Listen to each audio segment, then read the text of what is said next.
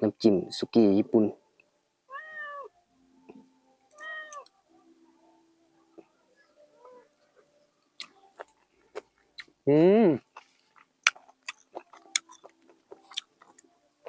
มีความเผ็ดแล้วก็หวานนิดๆนะครับมีความเข้มข้นดีมากไอ้นี่สาลายนี่ยำปุดๆกำลังดีอ่ะใส่กับน้ำจิ้มสิ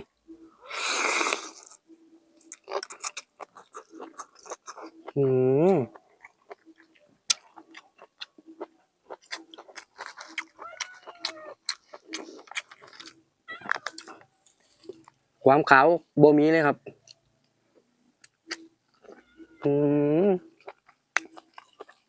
ว่าแซ่บอ่ะ